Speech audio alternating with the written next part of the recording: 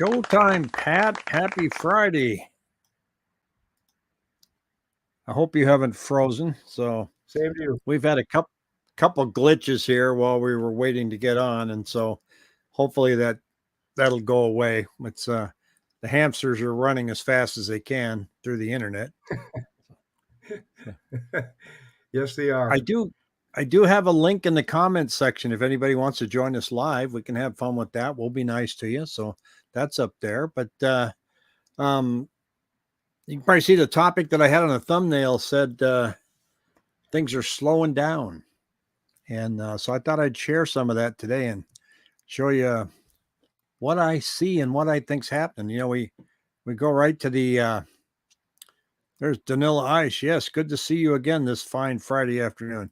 All of these, you know, they're showing you that the change that they had from last week, and they're still better when it comes to the CMI, with the exception of Goodyear went down 1%. But everybody's still in a seller's market. Nobody has a buyer's market except for Buckeye is close. Actually, it is. And good afternoon, Jackie, as well. So, but when then I look here, see the number of listings under contract, Pat, see how they're going down here?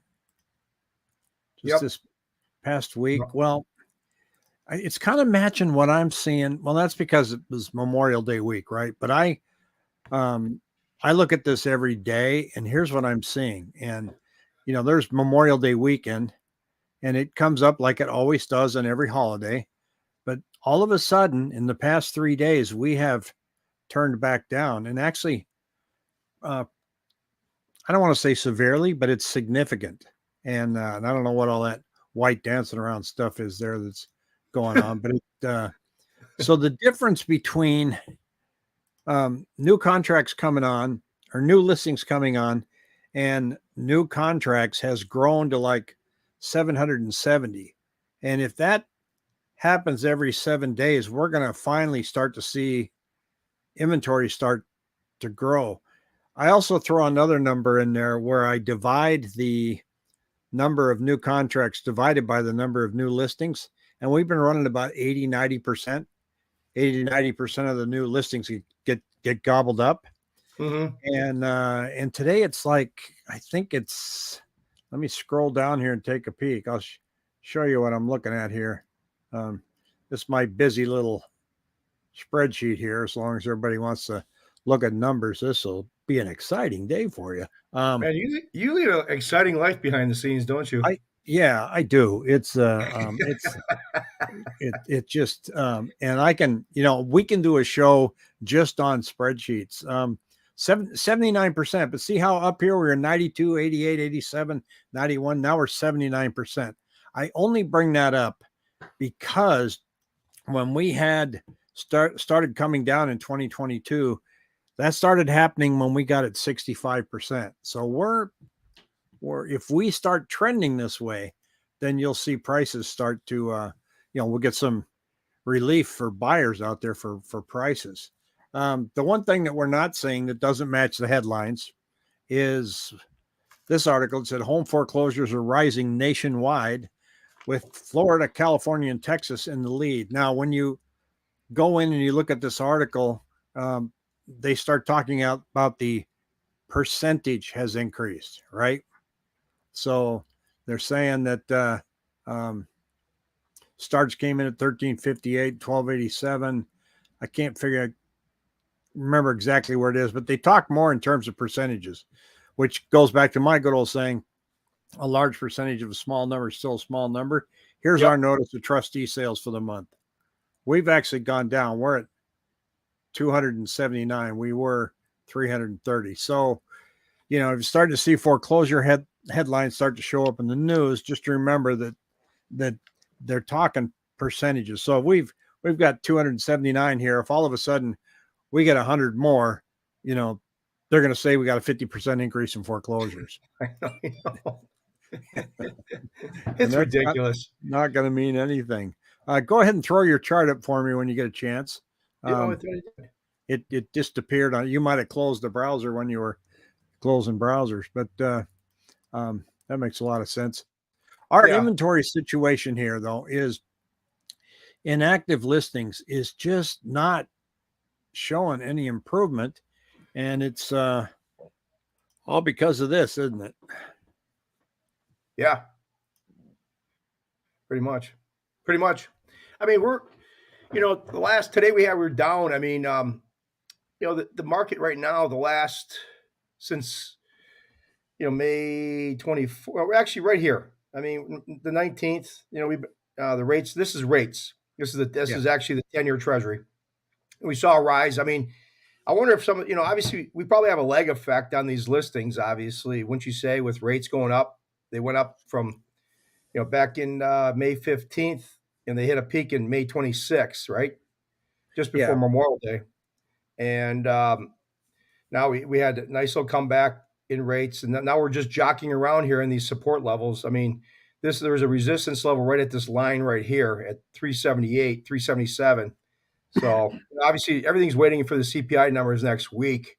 And Barry, once again, says the next couple months we are going to see some relief on the CPI numbers. I mean, it's clear that the inflation is subsiding year to year. So I mean, and obviously we're going to hold to see what the Fed says after the meeting, whether they're going to pause or skip. There's a big word like we talked about last couple of times about what's the terminology is. So, we're still sitting into the high 6 range. Well, and Canada went up this week, right? Canada and Australia. Yeah, They yeah. I mean, they skipped, but then they went up.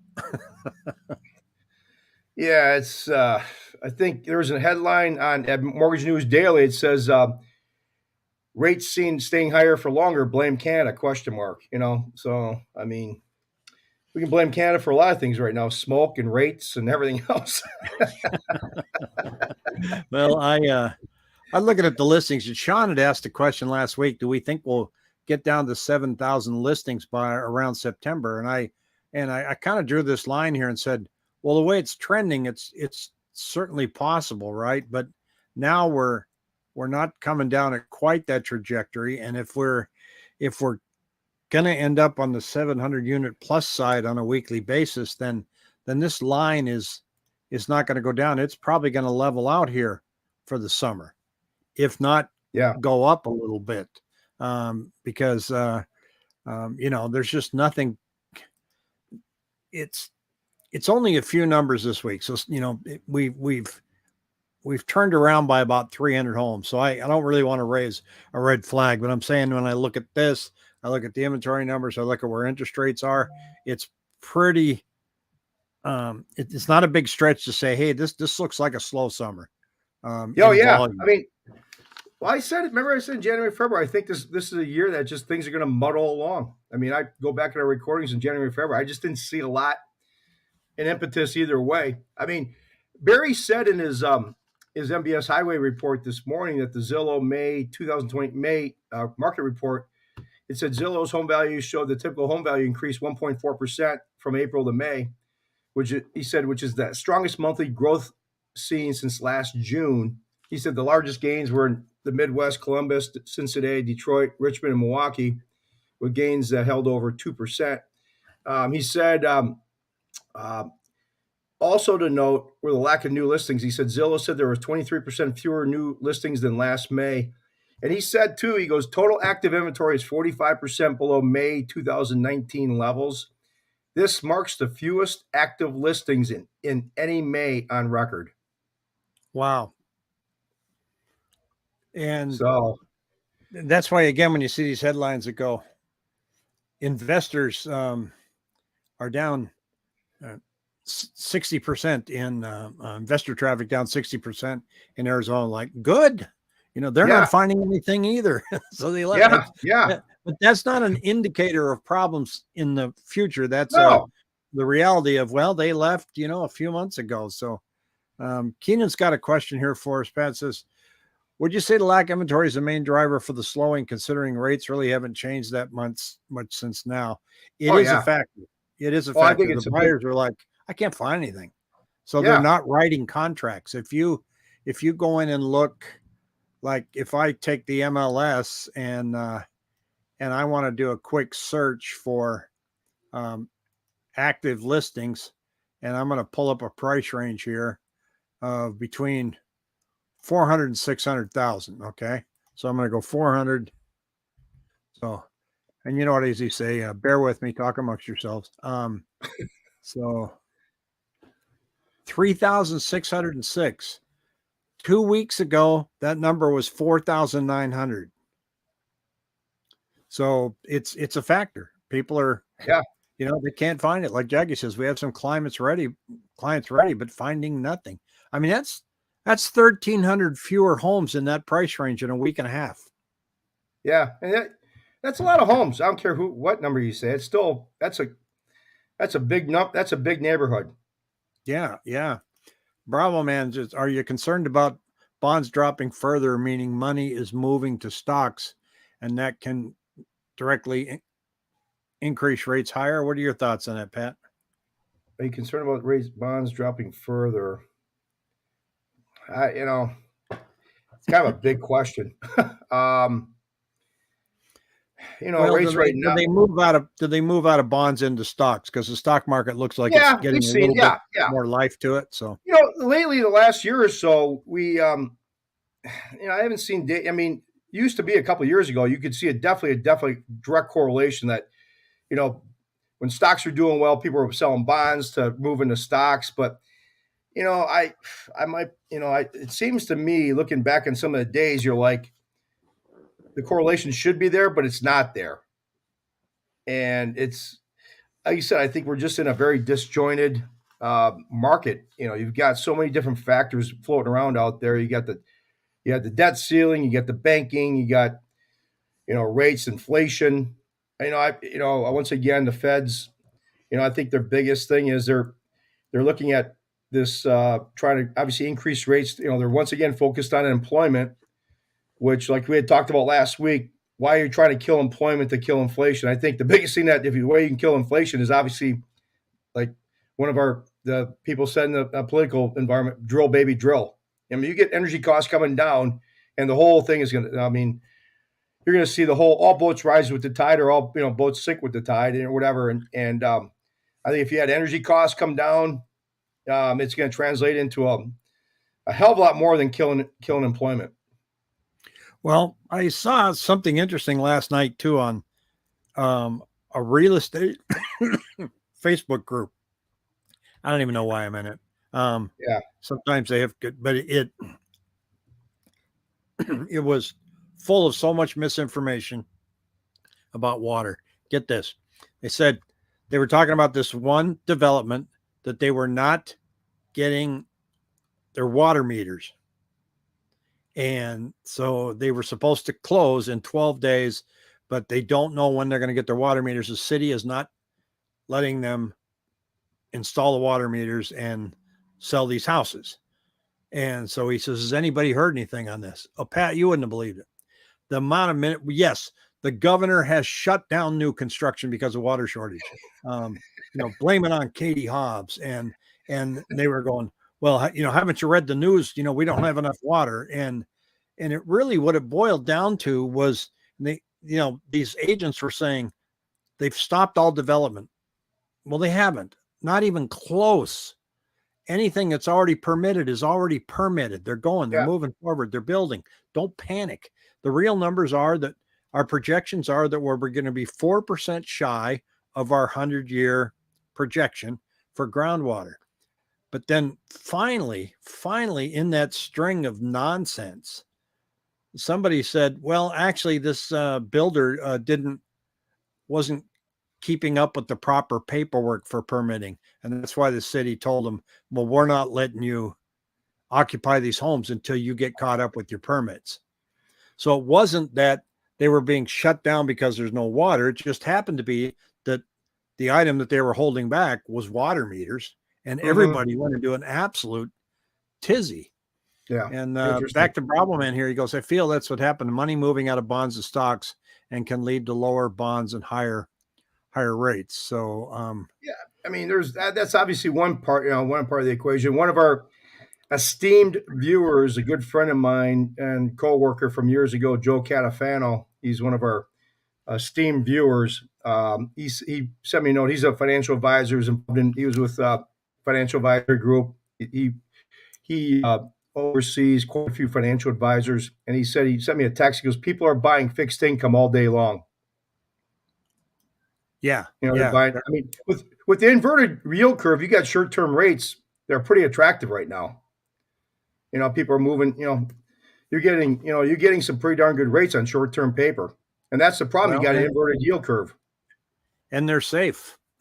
Yeah, I mean, So, yeah, so there's just a lot of. I mean, obviously, you get what are they going to do with the debt? They got to finance the debt. I mean, there's so darn many factors. I mean, my God, I mean, you could probably sit and talk for 12 hours on a Zoom call about what the heck's going on. And obviously, we try to simplify it. Just look at what's going on in the housing market and rates. You probably need an economic 505, 510 class, graduate class to explain what the heck's going on these days.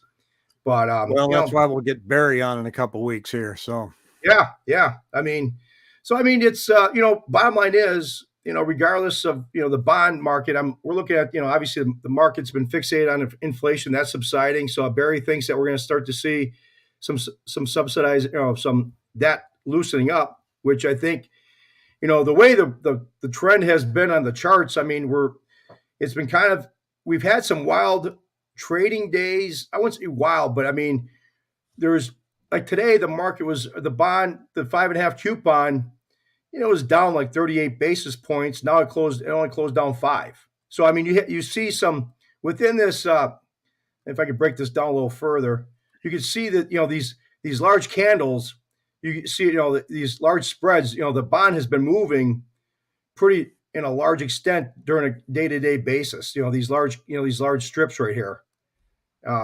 So that it's testing things. And so we're going up against this resistance level, and, you're seeing lower highs. So, I mean, you're seeing kind of this trend. And I think, short term, the next couple of weeks here, I think that you're going to you'll see, obviously, we're going to have a lot of direction next week going into the fall with if they pause, do they skip? My gut is that we're going to be ending up on the positive side. well, we're gonna, I'm not sure. We're seeing builders now at like 5.5%, and their market's really good. So we have known for a long time that 5.5 is sweet, and we know that that's going to bring the buyers back out. But I don't know if that's still close enough to bring the listings on board. And Keenan asked a question here about Chandler, and Chandler's got the best CMI numbers out there right now. Keenan at 294.8. So last month it was 248. So it's going up as far as availability for sellers, and it's driven primarily by, again, lack of inventory. The other question that we have here is, would you say there's a higher percentage of inventory availability for higher priced homes? So if I did a look here, there's over 1 million. We have 1,717. So it's higher than 2020, whereas the other price points are lower than 2020. So a little bit of an opposite scenario there. If you look in total, when I hit the price range here in total, you can see that we're below 2020 levels, except for the higher end market. So that's been interesting, isn't it? So, Interesting. Thanks, YouTube. Good to see you. So there's and reading nationally, once again, there's a higher percentage of home purchases now are cash still. And so there's a lot of people avoiding worrying about rates at all and going to cash. But I think I don't see a catalyst that's going to get us out of this in the near future. Anything short of a credit bump. And Jackie said luxury is always seasonal. So, in the summertime, they're smart enough not to go out and play in this heat. So, but I don't see anything that's going to say, oh, this is going to bring us listings. Do you? No. The only thing the only thing I see, like we talked about, is if we see, inflate. I mean, I don't know. I mean, like I sit here and, it's been this show has probably become pretty boring. It's like every week, same old thing. No, just, we get stuck in our ruts, don't we? over the last 3.5 Well, years. I mean, if we We get just too boring, we'll just bring in our guest hosts, there we and go. then they'll kick it up a notch. There, So they'll kick it up a notch, yeah. we'll do But that. So I thought I was George Clooney with my cleft chin. So anyway, they switched on me the other day. I don't okay, know how okay. that happened. So, But the only impetus I see is if inflation subsides, rates coming down, maybe into low sixes, maybe high fives, and you're going to see a kickoff there. I mean, that's the only thing I see. I mean, once again, we're in this darn interest rate lock with these people that are once again, beating the drum till it breaks on me. But you got a lot of people are just at low interest rates on their homes and they're not moving anywhere. And it's going to be I see this kind of mulling along for longer than we expect, because everybody's waiting for something to break. I mean, viewers are probably watching saying, hey, I'm looking to do something, but right now people are looking to buy. I tell people if they're getting high sixes, mid high sixes, if you like bottom line is, don't let the interest rate really. I was talking to a client this week and she goes, well, we're worried about interest rates. I'm like, I get it, but if you can afford it, you're going to have an opportunity, I think, down the road next 8 to 9, 10, 12 months, to get a cheaper rate. But the problem is, like you said, it has been proven that if rates do go lower, we're going to see a lot of demand come out of the woodwork. yeah, well, then you've also got the comments that go, just wait, we're going to be in a recession. Well, every time we've been in a recession, rates have gone down. So, Yeah. It's so hard to predict right now. It really is. You've got, if rates get too much higher, puts too much pressure on the banks start failing. If they go down too quick, it reignites inflation again because housing starts going up.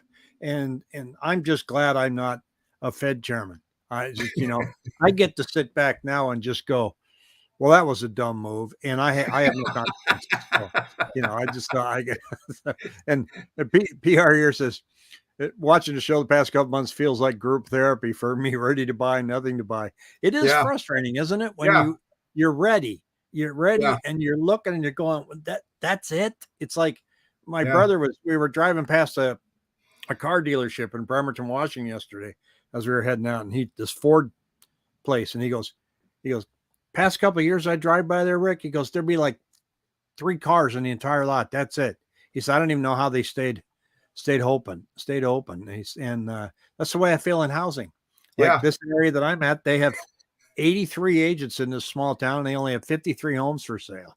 So God, it's just affordability. Affordability is horrible right now because of rates, but the double whammy with the home prices. Yeah, I mean, that's the truth. Yeah, and affordability is never solved overnight. Takes a few years. But affordability, I mean, once again, running numbers. If a home's, if a $400,000 home goes down $20,000 or $30,000, is not going to have those. It's like when people buy, whether they get a seller concession and a reduced price or they get the buy down. The seller buy down with the rate going from say 6 3/4 down to 4 3/4 is going to have much more bigger impact short term than a price reduction. So I wouldn't really. I hold out hope more on rates going down to be able to afford something versus prices coming down because there's just no supply out there. Well, we're not seeing. I mean, I think it's possible at the end of the summer here to see list prices start to come down as that gap grows between the number of contracts. Mm-hmm. In other words, if interest rates stayed right where they're at right now, it's looking like getting into July, you'll start seeing some more price changes coming on board. And so Keenan's asking me a question that has nothing to do with real estate. And I'm great to answer that. It's, what kind of RV did your brother-in-law just get? It's actually my brother. And what did he get? He got some kind of big monstrous 37 feet let's see, reflection. So it's a beast. It's I'm inside of it. Of course, I give my brother a bad time all the time. We went out and had some pizza the other day, and we had a couple beers, and I said I'd like to get a beer from my dad, and he's only 13 months older than me. He just looks at me. So we get over to get this RV yesterday, and the guy that's selling, him and his wife, they're really funny. and I haven't met this guy. And Randy goes, "Oh, this is my brother Rick," and he goes, "Ah, he's the better looking one." And Randy's like, and so, which, you know, we got inside the RV, and the guy's showing my brother all these features, oh, this and that and everything. And my brother's kind of smiling. I look at him and I go, "Yeah, but my TV is bigger." So, uh, what are you seeing with new home builders as they work off their inventory with incentives? Is their build rate looking slower, or are they looking to maintain their current build rate? Rich, looks like they're staying status quo. They've been Yeah. actually managing it quite well. So we're not seeing on building permits though. They've pulled them down a little bit from what the Cromford report has said. And again, I'm looking here at the Cromford market index, and you can see, there's inventory going down and demand going, just jogging off to the right. When we had this gap here where you had demand way up here, supply there, that's when prices went nuts. And here's the opposite end, 2008. So when do prices come down? When something like this happens, and I don't see a catalyst for that. The gap. The So blue line is what, supply? Yeah.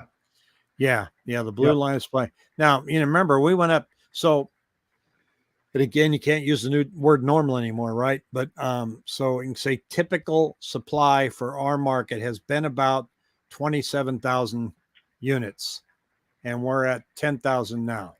So when the headlines come out and say inventory's up 150%, we're still not close. We need 350%. Yeah. So don't let those headlines, there's always devil in the details, right? Yep. When everything fell off the wagon, Kind of like my I mean, Match.com profile. yeah, yes, yeah, we're gonna go with that one. So I, oh god, yeah, you just got to get your own channel. Yeah, I know. No, wait, we almost tried that. So we had 58,000 homes on the market. What I was trying to say before you distracted me with a dating profile, but so anyway, I don't see, getting back to what I originally said, I don't see No. anything that says, "Oh, here come the homes." Yeah. You're still at 3%. If we get down to 5, yeah, there's going to be a percentage of people that go, "Okay, that's palatable. I wanted to move. I can Yep. handle that. I've still got equity. This is great." But I don't think it's going to open the floodgates. It No. will for the buyers. Yeah. Buyers are going to go, 5, Yahoo, I'm back in. So whatever Yep. does come on, it's going to get scooped up again. So Yep. it's going to be a slow summer for title companies and real estate professionals. Might as well take some long extended vacations, and Yeah. it's a good time to I've been do it. working. I mean, I've been grinding away. I got, deals going. I mean, there's people out there. I mean, yeah, it's just I've been 23 years. This is just one. Just it's not.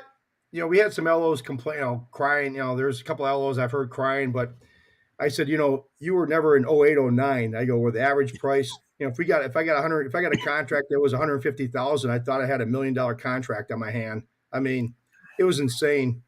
But this feels like a tough market, but things are still moving along. I just can't. It's a head scratcher.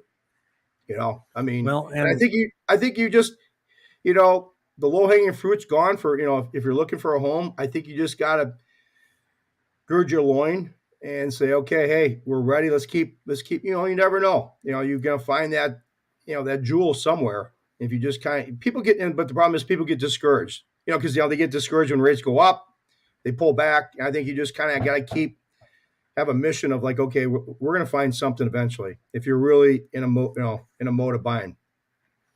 yeah, you have to. I mean, you look at Mandy; they were looking for months, Yeah. months. Oh Finally got yeah. one last. Finally got one last week and got what they wanted. Well, But then I, you I look at remember Jeff. the desperation. Yeah, you look at the other client now, Jeff, that we closed on. He called me a couple months. We were doing a pre-qual, got him all ready to go, and then boom, this he got lucky. It was a what wasn't it a it was a not going to be listed. It wasn't listed yet, but he got in before it was listed, right? I Jackie believe would know so. more. Yeah, Yeah, Jackie would know Jackie more would have about to. it. Yeah, but I called the listing agent, told him, I had a kind of funny story. The listing agent had me call the seller's son who was in the mortgage business and I had to tell him about the client, how good, how well qualified he was. I had to sell him on the client, and then I had to sell a listing agent on the client. I'm like, I told one of my LOs, I'm like, God, I'm getting raked over the coals for this guy, but it won the deal. It won the deal, and it's a beautiful home. I think he had to pay a little bit more, but I mean, that happened pretty quick. So you Well, just that's kind that's why I like sending things to Jackie. She makes things happen. See, it was coming soon. She talked the agent into letting her see it. So yeah. So it pays. You got to do extra work. You got to go the extra mile. And a lot of people are getting discouraged, but you just got to keep hammering away. There's always something. It's like the stock market. Even though stocks, everything is up. Let's say everything's up, you're going to find that golden nugget they can buy. So you just got to keep. It's not an easy market, but just got to be persistent. what beer stock would you buy right now? What beer stock? Where the heck's that coming from? Is that? Well, Um, you're saying you got to figure out when to buy. So would you oh, buy Bud Light because the price has been hammered, or Miller Light because they're having a good year? I'm turning more to a vodka. I'm getting away from beer. I'm going to vodka.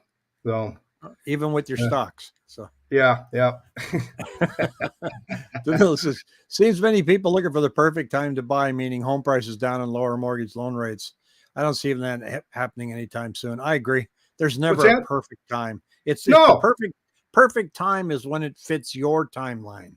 Yep. I mean, I never had a choice. Like if I was, accepting another job in another part of the country, I had to I had to buy, Yeah. and so I wasn't sitting around looking at market cycles, but in the many times that I moved, even up to my last corporate move coming to Chandler, we didn't have data. Well, We just you had to had move because you got fired, right? yeah, fire. Yeah, I couldn't hold a job. Um, so it's, I it's like that you say terrible. corporate move. That's called being Corporate fired. move. Well, Yeah. they paid my moving cost back then in the 90s. I mean, you made money when you moved. Oh yeah. Oh yeah. Imagine. They would they'd give you a moving bonus. Get this. They paid for the moving truck. They paid all my closing costs, and the only thing I had to pay was, like in New York State, you had to pay your taxes up Yeah. front. So Yep. you had to come up with that, and of course your down payment and everything. But I always ended up making a lot of money every time I moved. Sometimes I didn't make any money on the equity of the home, but I ended up, getting enough money on the other end to not worry about it that much. But I, All those I wasn't all those going into firings. a market knowing anything about the inventory or the trends. You had Yeah. to rely on the real estate agent that, quite honestly, didn't know either. So, and You know, basically, well, you're the point. I mean, I'm just to jump in. The train's going all through the train station here. Is that you really didn't? You weren't trying to time the market all. You just did it. yeah, because I had to. Yeah. Yeah, I Yeah. couldn't time. I mean, now in hindsight, I say, well, I probably should have rented when I went to Albany, New York, because I didn't know they were going to move me in a year. Yeah. Yeah. Um, and when I went to Rochester, New York, I didn't know that Kodak was starting to lay people off, and that if I waited a few months, I'd get a better price on the house. Didn't Yeah. know. No. So, you do have some of those things. So I see people making wise decisions coming to, the Phoenix area and saying, well, I want to, I want to move this neighborhood, but I want to see if I like it, and I want to get a feel for where I really want to live. But you can do that, I guess, but it um, depends on the age of your kids too. So, Yeah. because you got kids, you want to get them planted in a school right away so they can start making friends. Yep. And then we came out here, and it seemed like everybody was from out of state. Yep. My son sits down, and the kid that's next to him is also from Rochester, New York. We were like Oh. within 2 miles of each other. Oh wow. That's So crazy. that helped. So, but I think, now buyers and sellers are armed with more information. Buyers are actually take advantage of more information because, they're researching many houses. Sellers don't typically dive in and take a look at the market as much as buyers No. do. But because buyers have so much more information and they're looking at trends much more than they ever did before, they're waiting for some kind of a shift because they're looking at the data. So they know Yeah. what they want. And Yeah. so, they'll pounce on it when they find it. And it's very rare, even today, um, that I find a house for somebody, because by the time they've contacted me, they've got 5 homes they already want to see. Now, Yeah. once Yeah. you get them out there and look, then you get a feel for what they really like. Then you can say, okay, um, let me take you to this house over here. Yep. Because everybody thinks they know what they want until you start walking through a house with them and you just start hearing different things. Yep. Yep. You said Yep. earlier about a kitchen layout, and this is what you liked. You said something about a feature you wanted in the backyard, that kind of stuff. Yep. So, Yep. so No, I think people kind of, if you can look at it too as a positive. I mean, people are ready to buy. I mean, if there's probably some fringe buyers out there that this will give them a time. Don't have just a little bit tidbit is just don't get discouraged. Hang in there. Keep strengthening your financial position. Where you got more money. Keep if you're saving money, maybe this next 5, 6 months, 7 months, just have that goal of you're going to get a house eventually. But don't put a brakes on it. I think we're just in this market. Like I said, people that are really, they'll find it. Some get luckier than others, but like I said, Mandy she took a long time. She kind of knew what she was looking for. I got this other lady. She's been looking for 14 months. I talked to her the other day, and she said she's real picky. I mean, if you're real picky, it's going to be tougher, to find something. So you got to kind of open up your mind a little bit more and say, okay, hey, we can maybe, think outside the box a little bit more too. As far as hey, maybe we could renovate this house. So. And if Just you're waiting for things to change too, do the things that that you've recommended, Pat, and that is, start saving more, start paying down your debt. yeah, Take this time to work on that aggressively. In fact, I've got an app in the description below that's actually a analyzer that lets you. What if I pay down my J.P. Morgan Chase card? What will this do for my credit score? So it's a nice credit score analyzer. well, especially now with the break points and the credit scores as far as 720, 700, 720, 740, you got different break points. It could definitely make a difference of $3 to $5, $6, $7,000. I mean, if you got, and once again, we said this maybe a couple of times, is that if you got that credit card that you're, 50%, you owe, $4,000, $8,000 limit, pay it down to $1,000 or $2,000. If you got, use that. Try to increase your score, because typically if you pay down a score, it'll take about 30 days to have it rescored again once they report. So I mean, take a look at your credit balances. That could have an impact of 10 or 15, 20 points sometimes on your credit score, which a lot of people call me and say my Credit Karma is this. I could do a soft pull on people, which does not affect their credit at all. So to give them a real good idea versus Credit Karma and all these other ones, they're free. I say advice is free for a reason, and kind of like free credit reports, and it gives you kind of a gauge. But typically they're off. They're just off, and just keep saving money. Have that end goal, and eventually you will. I mean, like you said, when things change, the problem is if rates do, come down the next couple months, people are going to be scrambling. So be ready on the front lines to to roll. Yeah, we haven't said it for a long time, but nobody rings a bell, right? No. Yeah. I remember we used to say that all the time. We forgot Yeah, about yeah. that one. Nobody rings a Nobody bell at rings the a bottom or bell. the top. So Jeff Yeah. made a comment. I appreciate the comment, Jeff. That was nice of you. Yeah, Jeff was, Mandy and Jeff were there. Just the people we've done business with. Once again, I said this a couple of weeks ago, but they're just solid people. I really have enjoyed working with them. Oh, it's I been a mean, good year. We've had some fun with these folks. yeah, they're just good people. I didn't get the good, pleasure of meeting Jeff, but Mandy and her husband and their little boy is named Levi, and my youngest is named Levi, so I enjoyed that. yeah, So it's they it's were. cool. Like you said, we don't do this show because it's great when people come to us, but I enjoy just spewing out information, all the trains coming through my tracks. So We'll get that anyway, fixed. So yeah. so So um all right. well, look, next week, Big what's week going next on? week. big week with the Big CPI week. and everything. I'm going to be busy. Yeah, so we're gonna have a next Friday. We'll be sharing all kinds of stuff. We'll be sharing it Thursday night as well. So, we have a group show on Thursday night. It comes out at 6 o'clock, and so we look at basically the same thing, but then we break out the four of us and we just kind of banter about the market and things that we're hearing from clients, things that we're hearing from other agents, and we try to keep it as casual as we can because we just it's a lot easier just to have a casual conversation instead of a scripted show. So we try to It's stay not as as far formal as away you from and that me as we right can. now. Yeah, Not as that's right. formal as you and me. So Yeah, that's about as normal as it gets around here. So, well, Pat, have a great weekend. I'll let you know I was bragging about the weather the other day, but it's 50 degrees and raining right now. So, no outdoor barbecue for me today. And I don't think I'll be clam digging in the morning. So, I'll find something to do though. yeah. So, All right. have a great weekend, Pat. Thanks to our See you, millions and everyone. millions of viewers. Take care. See you, bud.